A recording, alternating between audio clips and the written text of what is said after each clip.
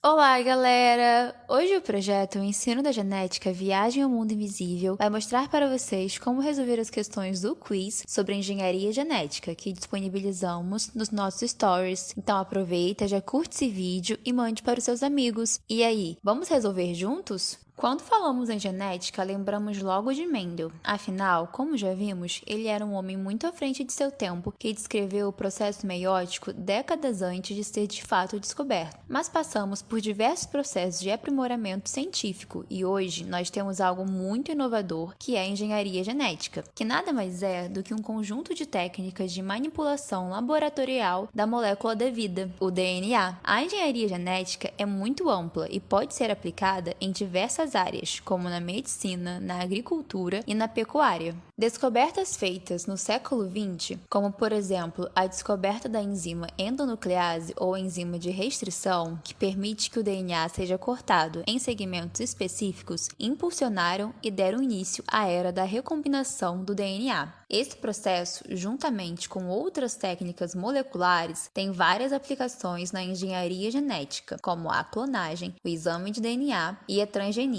Agora vamos para a nossa primeira questão do quiz, que dizia o seguinte: enzimas de restrição são fundamentais à engenharia genética porque permitem. Opção A passagem de DNA através da membrana celular. Opção B, inibir a síntese de RNA a partir de DNA. Ou alternativa C, cortar o DNA onde ocorrem sequências específicas de bases. As enzimas de restrição são capazes de identificar sequências de nucleotídeos específicos no DNA e clivá-los, que nada mais é do que cortar, permitindo o isolamento. Essas sequências específicas possuem normalmente de 4 a 8 nucleotídeos de comprimento e são chamados de sítios de restrição. Cada enzima reconhece uma sequência específica ou um sítio de restrição específico, com algumas poucas exceções. Existem milhares de enzimas de restrição descritas. Porém, ao contrário do que muitos imaginam, as enzimas de restrição existem naturalmente nas células e exercem funções como a regulação da expressão dos genes nas células eucarióticas e como mecanismo de defesa contra DNA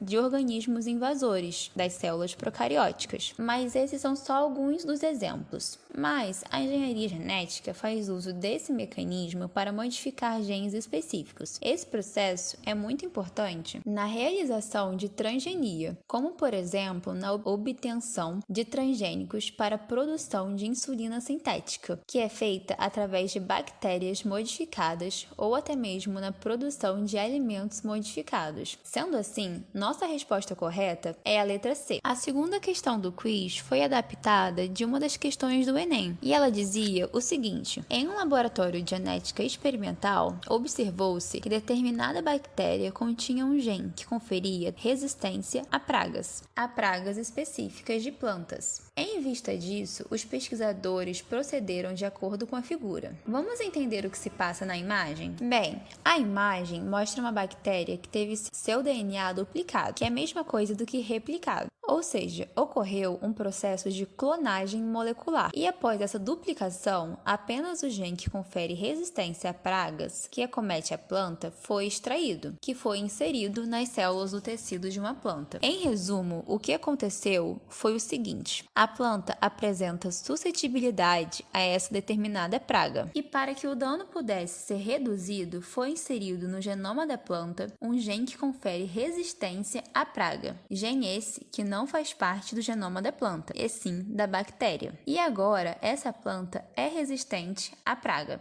Agora vamos ver as alternativas. A letra A está errada porque diz que essa planta seria um clone, mas ela só poderia ser um clone se tivesse sido gerado indivíduos geneticamente idênticos a ela, e não foi o caso. A planta não é geneticamente idêntica à bactéria, ela apenas possui um gene igual ao da bactéria. Já a letra B dizia que a planta é mutante. Uma planta mutante é aquela que sofre alteração em um ou poucos nucleotídeos em seu DNA. No caso que a questão se refere, a planta de certa forma sofreu uma alteração, mas essa alteração sofrida foi um processo de tecnologia de DNA recombinante, que altera de maneira direcionada com a inserção de uma sequência completa de um gene para que a planta expresse uma característica de interesse. No caso da mutação, teria de ocorrer de forma aleatória e geralmente a mutação ocorre em uma base nitrogenada específica e não em um gene inteiro. E por último, nossa alternativa C,